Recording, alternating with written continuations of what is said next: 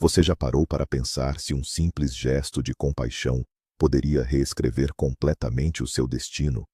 Esta é a história de Laura, uma mulher que, no momento mais escuro e solitário de sua vida, encontrou uma luz inesperada na agitação de uma metrópole. Ela não sabia que, ao ajudar um estranho, estava, na verdade, salvando a si mesma. Prepare-se para uma jornada intensa, cheia de segredos dolorosos, um amor perdido e uma reviravolta chocante que vai prender sua atenção até o último segundo. Laura nunca teve uma vida fácil. Abandonada em um abrigo para menores depois que uma vizinha a resgatou de uma mãe alcoólatra e violenta, ela cresceu sabendo que só podia contar consigo mesma. Com uma inteligência brilhante e uma determinação de ferro, ela superou todas as expectativas, conquistando uma vaga na prestigiosa Universidade de São Paulo, no curso de Economia. Foi lá que seu mundo mudou ao conhecer Léo, um rapaz de uma família rica, mas com um coração humilde. O amor deles floresceu, apesar da desaprovação dos pais dele, Sérgio e Vera, que viam Laura como uma oportunista. Desafiando a família, Léo saiu de casa para viver com ela em um pequeno quarto alugado. Mas a felicidade durou pouco. Um acidente de carro trágico tirou a vida de Léo, deixando Laura devastada e sozinha. Pouco tempo depois, ela descobriu que estava grávida. Humilhada e expulsa pelos pais de Léo, que a acusaram de querer se aproveitar da tragédia, Laura abandonou a faculdade e agora trabalha como faxineira para sobreviver, carregando no ventre a única lembrança de seu grande amor. O cheiro de concreto úmido e pipoca doce misturava-se no ar abafado da estação da Sé. Laura descia as escadas rolantes, sentindo o peso do dia antes mesmo que ele começasse. Aos 4 meses de gravidez, um cansaço profundo parecia ter se instalado em seus ossos. A barriga, ainda discreta sob o uniforme azul de faxineira, era um lembrete constante de sua nova e assustadora realidade. Todos os dias, ela passava por aquele corredor humano de vendedores ambulantes, músicos e pedintes, figuras que se tornaram parte de sua rotina, como o vendedor de balas que sempre lhe desejava bom dia e a senhora que vendia panos de prato. Laura, que conhecia a fome e o desamparo como poucos, sempre guardava algumas moedas ou comprava um pão de queijo para alguém. Ela entendia a linguagem dos olhos que suplicavam sem dizer uma palavra.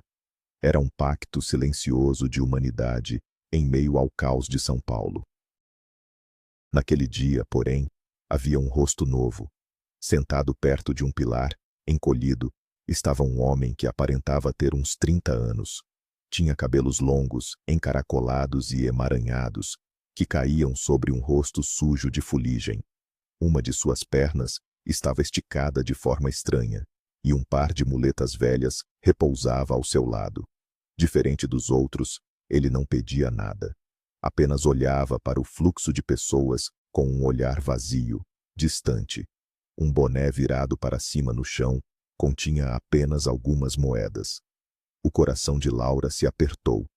Aquele homem, tão jovem e já tão quebrado pela vida, a fez sentir uma pontada de vergonha por suas próprias reclamações silenciosas. Ela tinha um teto, um trabalho e, acima de tudo, carregava uma vida dentro de si. Num impulso, ela foi até a lanchonete mais próxima e comprou um café quente e uma coxinha. Aproximou-se dele com cuidado, para não assustá-lo. "Moço, aceita?" ela disse com a voz suave, estendendo o copo e o salgado. O homem ergueu o rosto e, pela primeira vez, Laura viu seus olhos. Eram de um azul surpreendentemente claro, como um céu de inverno. Havia um brilho de surpresa e gratidão neles. Ele hesitou. Depois pegou a comida com as mãos trêmulas. "Obrigado", ele murmurou, a voz rouca pelo desuso. "Muito obrigado mesmo." A sinceridade em seu tom a tocou profundamente. Laura apenas sorriu, sentindo uma onda de calor por dentro. Para não o deixar constrangido, ela colocou uma nota de R$ 10 no boné e se afastou, seguindo seu caminho para o trabalho. mas a imagem daqueles olhos azuis e tristes a acompanhou durante todo o dia, uma melodia melancólica que ecoava em sua mente enquanto ela esfregava o chão dos luxuosos escritórios no centro da cidade. Enquanto passava o pano no piso de mármore polido do prédio comercial, Laura se permitiu viajar no tempo. Lembrou-se do primeiro encontro com Léo na biblioteca da USP. Ele, o garoto popular do curso de Direito, cercado de amigos, e ela, a garota do abrigo, que passava horas enfiada nos livros porque eles eram seu único refúgio. Ele se aproximou com um sorriso que parecia iluminar o ambiente silencioso. Você vai furar esse livro de tanto olhar para ele, ele brincou. Laura, surpresa, sentiu o rosto corar. Ela esperava desprezo, ou no máximo indiferença, dos estudantes ricos como ele, mas os olhos de Léo eram gentis e curiosos. Naquele dia, eles conversaram por horas, sobre economia, justiça, sonhos e medos. Ela se sentiu vista, de verdade, pela primeira vez na vida. Léo não via a órfã, via a mulher inteligente e forte que ela era. A memória era doce e dolorosa.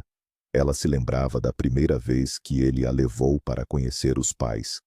A mansão no Morumbi parecia um palácio de outro mundo.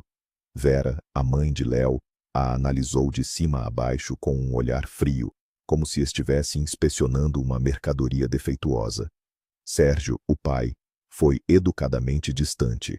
Durante o jantar, as perguntas eram veladas acusações. Então, você não tem família?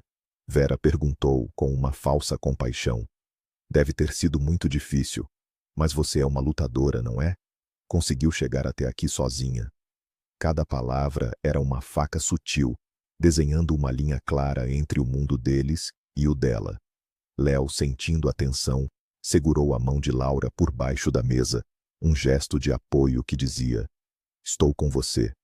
Naquela noite, ao deixá-la em seu modesto quarto, ele a beijou e disse: não importa o que eles pensem, eu amo você. O bip do elevador a trouxe de volta à realidade. O cheiro de produto de limpeza preenchia seus pulmões. A vida que ela e Léo planejavam juntos parecia um filme distante. Eles sonhavam em se casar, ter filhos, construir uma vida onde o passado dela não importasse. Léo prometeu que, assim que se formasse, eles teriam a casa deles, e ela não precisaria mais se preocupar com nada. Mas o destino tinha outros planos. A lembrança da ligação da polícia ainda a assombrava nas noites insones. A voz fria do outro lado da linha, as palavras acidente, fatal, sentimos muito. O mundo de Laura desabou naquele instante. Ela sentiu como se o chão tivesse sido arrancado de sob seus pés, deixando-a cair num abismo de dor e escuridão. Agora, tudo o que restava era a pequena vida crescendo dentro dela, uma âncora que a impedia de se afogar completamente na tristeza. No dia seguinte, ao passar pela estação, ela procurou instintivamente pelo homem de olhos azuis. Ele estava lá, no mesmo lugar. O coração de Laura deu um pequeno salto. Ela comprou outro café e um pão na chapa e levou para ele. Ele a recebeu com um pequeno sorriso, que transformou seu rosto cansado. Você de novo, ele disse, a voz um pouco mais clara. Você não precisava. Eu quis, respondeu ela, sentando-se a uma distância respeitosa. Ficaram em silêncio por um momento, observando a multidão apressada. Meu nome é Laura, ela disse, quebrando o silêncio. Ele a olhou por um longo tempo antes de responder. Pode me chamar de Lucas. Havia uma hesitação em sua voz, como se o nome lhe fosse estranho. Laura não pressionou. Apenas sentir a presença de alguém que não a julgava, que não sabia de sua história trágica, era um alívio. A rotina se estabeleceu. Todas as manhãs, Laura trazia algo para Lucas, um café, uma fruta, um salgado. Eles conversavam pouco, mas um laço silencioso se formava entre eles. Ela falava sobre seu dia, sobre o cansaço, sobre as coisas engraçadas que via no trabalho. Ele era um ouvinte atento, Seus olhos azuis nunca se desviavam dela. Ele, por sua vez, nunca falava de si mesmo. Era um mistério, uma tela em branco. Laura sentia uma curiosidade crescente, mas também um respeito por seu silêncio. Um dia, enquanto ela se levantava para ir embora, ele a chamou. Laura, espere. Ele tirou do bolso uma pequena rosa branca, um pouco amassada, provavelmente comprada de algum vendedor do metrô. Para você, disse ele, estendendo a flor com a mão trêmula. Laura sentiu os olhos marejarem. Ninguém lhe dava uma flor desde que Léo se fora. Foi um gesto tão pequeno, mas que significou o mundo para ela. Naquela noite, ela não conseguiu dormir. A rosa estava em um copo d'água ao lado de sua cama. Aquele homem, um mendigo que mal tinha o que comer, gastou seu pouco dinheiro para lhe dar uma flor. A bondade dele a desarmava. Ao mesmo tempo, sentia-se culpada. O que ela estava fazendo? Criando laços com um estranho, um sem-teto, e Léo. Era como se estivesse traindo sua memória. Ela se virou na cama, abraçando a barriga. Seu pai era o melhor homem do mundo, meu filho. Sussurrou para o bebê. Ninguém nunca será como ele. Mas, no fundo, uma parte dela sabia que a conexão que sentia com Lucas era diferente. Não era amor romântico, era algo mais primordial. Era o encontro de duas almas solitárias no meio da multidão. Uma semana depois, a tranquilidade foi quebrada. Laura estava se aproximando de Lucas com o café da manhã, quando viu 3 homens robustos, com cara de poucos amigos, cercando-o. Eles eram os donos daquele ponto na estação, controlando quem podia pedir esmola ali. E aí, aleijado, fez uma boa grana hoje? Disse o líder, um homem careca com uma cicatriz na sobrancelha. O que você ganhar, a gente fica com metade. São as regras. Lucas permaneceu em silêncio, encolhido. O homem chutou seu boné, espalhando as poucas moedas. Tá surdo, desgraçado. Passa a grana. Ele agarrou Lucas pelo colarinho da camisa suja. Foi quando Laura sentiu um fogo subir por sua espinha. A imagem de sua mãe bêbada, agredindo-a por nada, veio à sua mente. O desamparo, a injustiça. Ela não conseguiu se conter. Deixem ele em paz, gritou Laura, sua voz ecoando no corredor. Os 3 homens se viraram surpresos. Viram a mulher grávida, com o uniforme de faxineira, parada ali, tremendo de raiva. O líder riu. Olha só, a namoradinha do mendigo veio defender ele. O que você vai fazer, grávida? Chamar o seu bebê para brigar? A humilhação a atingiu, mas não a paralisou. Eu vou chamar a polícia, seus covardes. Deixem ele em paz agora mesmo, ou eu vou fazer um escândalo aqui. Ela pegou o celular, o coração batendo descontrolado.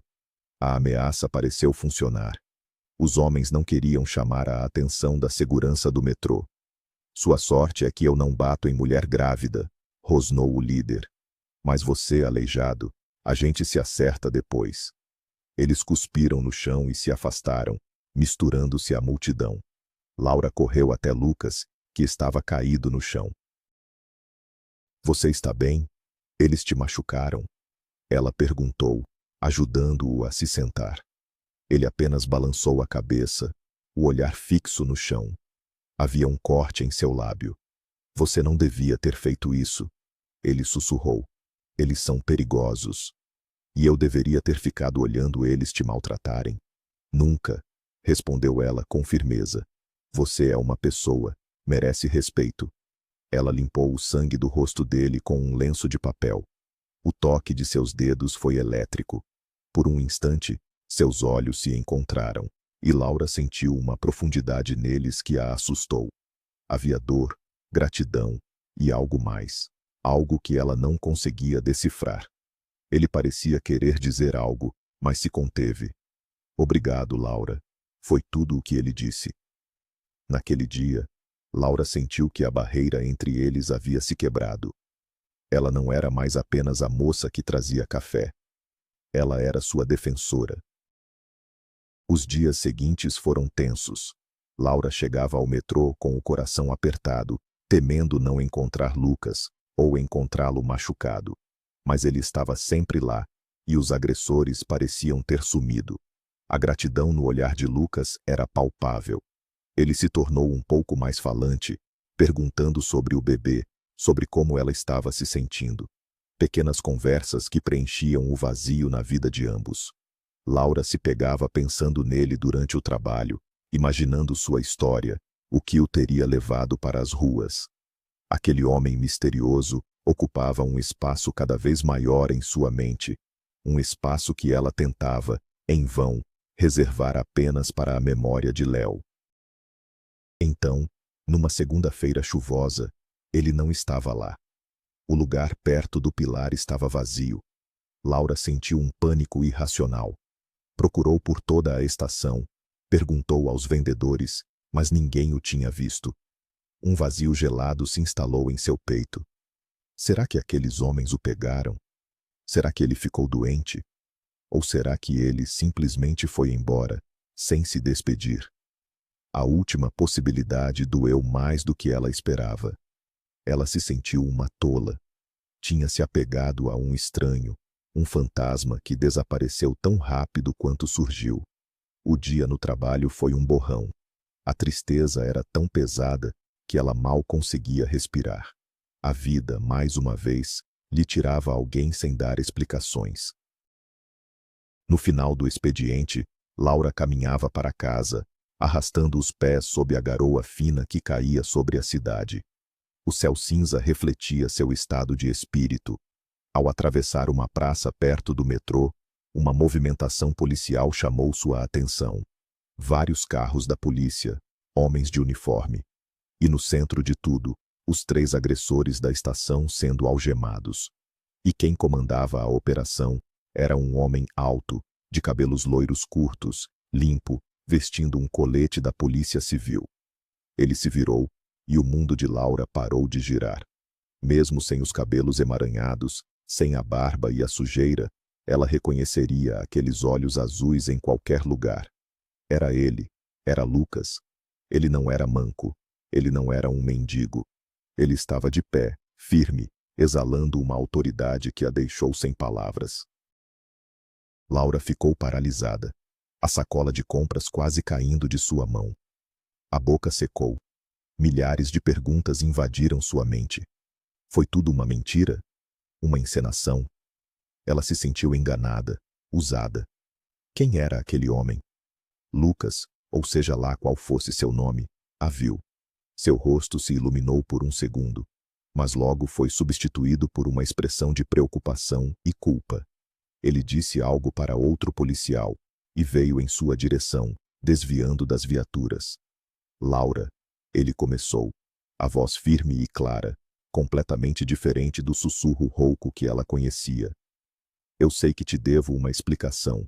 Me desculpa por tudo isso. Ela apenas o encarava, incapaz de formular uma frase. A realidade parecia ter se distorcido. O mendigo a quem ela ajudava era, na verdade, um policial. Meu nome é Lucas, de verdade, ele continuou, a voz baixa e urgente.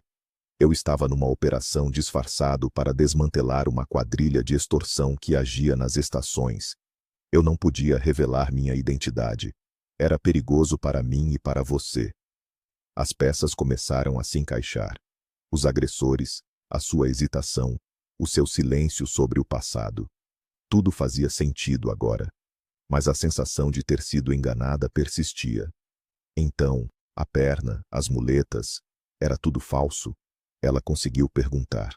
Ele assentiu, o olhar cheio de remorso. Era parte do disfarce. Laura, por favor, não pense que eu brinquei com você. A sua bondade foi a única coisa real naqueles dias. Você não faz ideia do que significou para mim. O barulho das sirenes parecia distante. O mundo deles se resumia àquele espaço na calçada molhada. Eu preciso ir, disse ele, olhando para os colegas. Mas eu preciso falar com você, de verdade. Podemos nos encontrar amanhã? Naquele café perto da estação, por favor. Laura estava confusa, magoada, mas também imensamente curiosa. Havia uma sinceridade em seus olhos que a impedia de simplesmente virar as costas e ir embora. Ela balançou a cabeça, um sim, quase imperceptível. Ele pareceu aliviado. Obrigado. Ele se virou e voltou para a operação, um homem completamente diferente daquele que ela conheceu. Laura continuou seu caminho para casa, a mente um turbilhão. Ela não sabia se estava com raiva ou aliviada. Só sabia que nada mais seria como antes. No dia seguinte, ela quase não foi. Passou a manhã toda debatendo consigo mesma, que bem faria encontrar o policial mentiroso. Mas a curiosidade venceu. Ela chegou ao café e o viu sentado em uma mesa no canto. Sem o disfarce, ele era ainda mais bonito. Parecia nervoso, mexendo em um guardanapo. Quando a viu, levantou-se rapidamente. Você veio, disse ele com um sorriso tímido. Eles se sentaram, e o silêncio pairou por um momento. Eu sinto muito, Laura. Ele começou. Se eu pudesse ter feito de outra forma. Ele então contou tudo. Sobre a investigação, sobre como a quadrilha explorava os moradores de rua, sobre os riscos, e falou sobre ela. Todos os dias eu via o pior do ser humano, e então você aparecia, grávida, com suas próprias batalhas, e ainda assim, tinha tempo para ser gentil com um estranho. Você restaurou minha fé nas pessoas.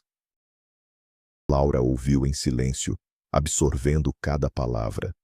A raiva começou a se dissipar, dando lugar a uma compreensão hesitante. Ela também decidiu ser honesta. Falou sobre Léo, sobre a gravidez, sobre sua solidão. Pela primeira vez, ela compartilhou sua dor com alguém que não fosse a memória de seu amado. Lucas a ouviu com uma empatia que a comoveu. Você é a mulher mais forte que eu já conheci, disse ele ao final. Eles conversaram por horas, descobrindo que tinham muito em comum, apesar de suas vidas tão diferentes. Ao se despedirem, Lucas pediu para vê-la novamente. Só como amigos, ele disse rapidamente. Eu gostaria de estar por perto se você me permitir. Ajudar no que precisar. Laura, sentindo-se mais leve do que em meses, concordou. E assim começou uma amizade improvável. Lucas se tornou seu porto seguro. Ele a ajudava com as compras, a levava às consultas médicas, montou o berço do bebê. Ele nunca ultrapassou a linha da amizade, respeitando seu luto e seu espaço. Mas Laura via a forma como ele a olhava. Via o carinho em seus gestos, a preocupação em sua voz. E para seu próprio espanto, seu coração começou a responder. Ela se sentia culpada, como se estivesse traindo Léo a cada sorriso que dava para Lucas. Ela lutava contra o sentimento crescente, um calor que se espalhava em seu peito sempre que ele estava por perto. Era uma batalha interna, entre a lealdade ao passado e a esperança de um futuro. Numa noite, perto da data do parto, as contrações começaram, fortes e repentinas. Em pânico, a primeira pessoa para quem ela ligou foi Lucas. Ele chegou em menos de 10 minutos, a sirene do carro ligada. Calma, respira, eu estou aqui, ele dizia, segurando sua mão a caminho do hospital. A voz firme dele era sua única âncora em meio à dor.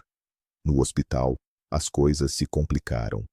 O bebê era grande e a posição não era favorável. Uma cesárea de emergência foi necessária.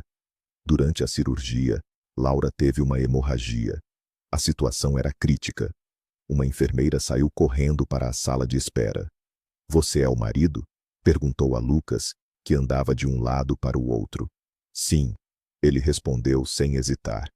Ela precisa de sangue, tipo o positivo. É o seu tipo? Sim, é o meu, respondeu ele. Façam o que for preciso, salvem ela. Laura acordou sentindo-se fraca, em um quarto de hospital. A primeira coisa que perguntou foi pelo bebê. Uma enfermeira sorridente lhe trouxe um pequeno embrulho. Aqui está seu campeão, mamãe. Um menino lindo e saudável, com mais de 4 quilos. Ao pegar seu filho nos braços, Laura chorou. Um choro de alívio, de alegria, de um amor avassalador. Ele era perfeito. Tinha os cabelos escuros de Léo, mas quando abriu os olhos, ela viu o mesmo azul profundo dos olhos de Lucas. A enfermeira continuou. Você tem sorte de ter um marido como aquele. Ele doou sangue, não saiu do seu lado um minuto, salvou a sua vida e a do bebê. O coração de Laura se encheu de uma gratidão tão imensa que doía. Lucas.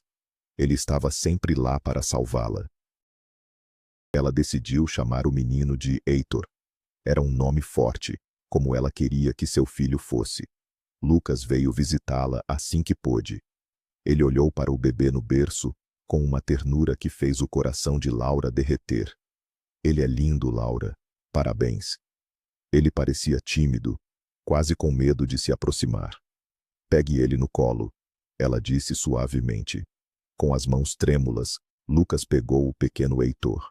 O bebê, como se sentisse uma conexão, parou de resmungar e se aninhou em seus braços. Naquele momento, olhando para os dois, Laura sentiu uma paz que não sentia há muito tempo. Não era uma traição a Léo. Era a vida seguindo em frente, de uma forma que ela nunca poderia ter planejado. Os meses seguintes foram uma maratona de fraldas, mamadas e noites mal dormidas. E Lucas estava presente em cada momento. Ele se tornou uma figura paterna para Heitor, trocando fraldas, dando banho, cantando para ele dormir. Laura via o amor genuíno que ele sentia pelo menino, um amor que não fazia distinção de sangue. Ele era o pai que Heitor precisava. E ela, lentamente, se permitiu amá-lo. O amor por Lucas era diferente do amor por Léo. Era mais calmo, mais maduro, construído sobre a fundação da amizade, da gratidão e de um respeito profundo, mas era igualmente forte e real. Numa tarde, enquanto brincava com Heitor, que já tinha 6 meses, o menino olhou para Lucas, esticou os bracinhos e balbuciou sua primeira palavra clara. Papá. Os 2 adultos congelaram. Lucas ficou com os olhos cheios de lágrimas. Ele abraçou o menino com força, a emoção transbordando. Para Laura, foi um sinal. O próprio filho dela estava lhe dizendo o que seu coração já sabia. Naquela noite, depois que Heitor dormiu, Lucas a chamou para a sala. Ele estava sério. Laura, eu não posso mais fingir que somos apenas amigos, disse ele, a voz embargada. Ele se ajoelhou na frente dela, tirando uma caixinha do bolso. Eu amo você. E eu amo o Heitor como se fosse meu filho. Casa comigo, deixa eu cuidar de vocês para sempre. Em vez de responder, Laura se inclinou e o beijou. Um beijo que continha todas as palavras não ditas, toda a dor do passado e toda a esperança do futuro. Foi um beijo de recomeço, de aceitação. Eles não eram mais 2 almas solitárias, mas uma família, construída não pelo sangue, mas pela escolha, pela bondade e por um amor que nasceu da forma mais inesperada possível. A vida tinha lhe tirado muito, mas agora, nos braços de Lucas, Laura sentia que tinha recebido tudo de volta, e muito mais. Mas havia uma última peça solta. Lucas, sabendo da dor que a rejeição dos pais de Léo ainda causava em Laura, tomou uma decisão. Sem que ela soubesse, ele foi até a mansão no Morumbi. Foi recebido por um casal envelhecido pela dor. Sérgio e Vera pareciam sombras do que eram. Lucas não os acusou. Apenas colocou uma foto de Heitor sobre a mesa. Ele se chama Heitor, disse. E ele tem os olhos do pai. Sei que vocês sofreram, mas ele não tem culpa de nada. Ele é a única parte de Léo que restou no mundo. Não deixem o orgulho roubar de vocês a chance de conhecê-lo. E foi embora, deixando a foto e as palavras pairando no ar. Uma semana depois, a campainha tocou. Laura abriu a porta e deu de cara com Sérgio e Vera. Eles pareciam nervosos, arrependidos. Vera trazia um ursinho de pelúcia. Nós podemos ver nosso neto? Ela perguntou, a voz trêmula. Laura, vendo a dor genuína nos olhos deles, sentiu seu coração amolecer. Ela abriu a porta. Quando Vera pegou Heitor no colo e começou a chorar, dizendo o quanto ele se parecia com Léo, Laura soube que era o início da cura para todos eles. O perdão não apagava o passado, mas abria caminho para um futuro onde o amor pudesse florescer de várias formas. Naquela noite, com Heitor dormindo tranquilamente no berço e Lucas ao seu lado, Laura olhou pela janela as luzes de São Paulo. A cidade que um dia pareceu tão cruel e indiferente agora era o palco de sua felicidade. Ela tinha uma família nada convencional, formada por laços de sangue e de alma. Ela sorriu, sentindo uma gratidão profunda. A vida era de fato imprevisível. Às vezes, as maiores tragédias podem nos levar aos encontros mais bonitos, e um simples ato de bondade em uma estação de metrô pode de fato mudar tudo. A jornada de Laura nos mostra que mesmo quando o céu está mais escuro, uma estrela pode começar a brilhar. O que começou com um café e um ato de compaixão se transformou em uma família.